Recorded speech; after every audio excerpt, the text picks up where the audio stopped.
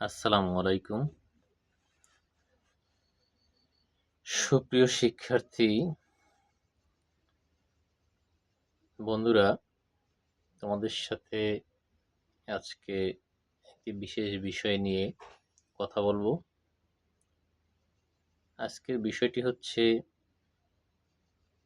কিভাবে ভালো ছাত্র বা তুখোড় ছাত্র হওয়া যায়, সে বিষয়ে আলোচনা করব। তো প্রথমেই আমাদের যে বিষয়টা খেয়াল রাখতে হবে, মাথায় রাখতে হবে, সেটা হচ্ছে আমার অবাধ্য মনকে বাধ্য করতে পারলেই আমি ভালো ছাত্র হতে পারবো। অর্থাৎ আমার মন সাধারণত অস্থির।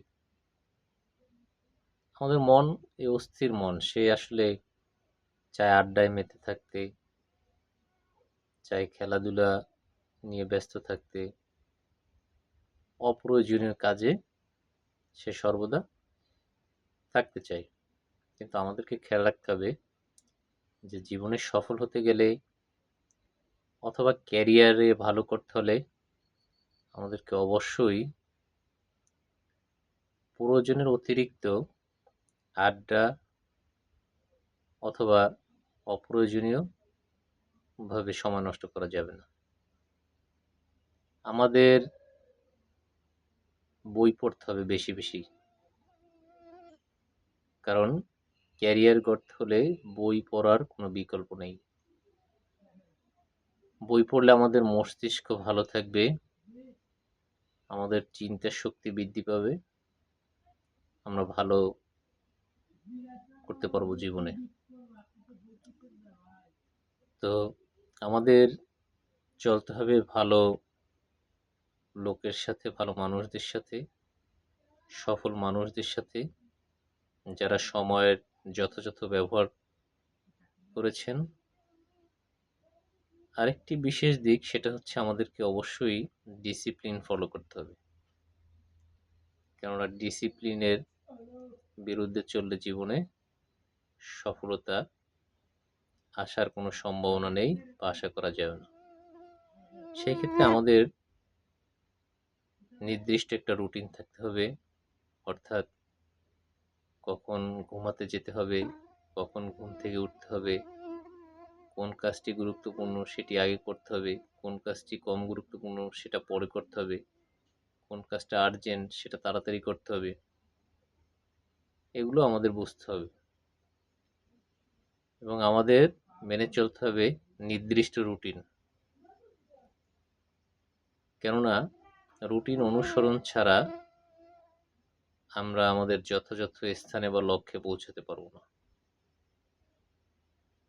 আরেকটি বিশেষ কথা বলা খুবই জরুরি, যে কথাটি না বললেই নয়, তা হচ্ছে সব সময় চিন্তা করতে হবে যেন আমি ফজরের নামাজের সময়ই আমার উঠতে পারি, অর্থাৎ দিনটা যেন ফজরের নামাজ আদায়ের মাধ্যমেই হয়।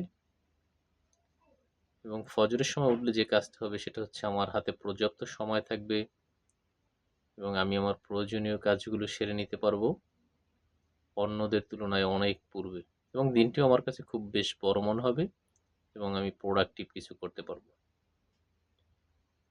কেননা সকালে নির্মল বায়ু আমাদেরকে শক্তি দেয়, আমাদেরকে সতেজ করে।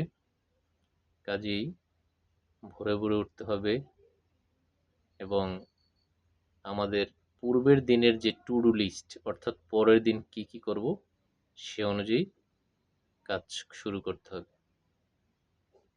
মনে রাখতে হবে যেন অপ্রয়োজনে আমার সময় ব্যয় না হয়, কেননা সময় ব্যয় হচ্ছে জীবনকে পিছিয়ে দেওয়ার এক বড় মাধ্যম। কাজেই সময়ের যথাযথ ব্যবহার করতে পারলেই সফল হওয়া যাবে, সুন্দর জীবন গড়া যাবে, ক্যারিয়ারে ভালো করতে পারবে। কাজেই সময় ব্যবস্থাপনা সম্পর্কে যথেষ্ট জানতে হবে, সময়ের গুরুত্ব সম্পর্কে জানতে হবে, তবেই আমরা জীবনে সফল হতে পারব। আজ এ পর্যন্তই। আল্লাহ হাফেজ।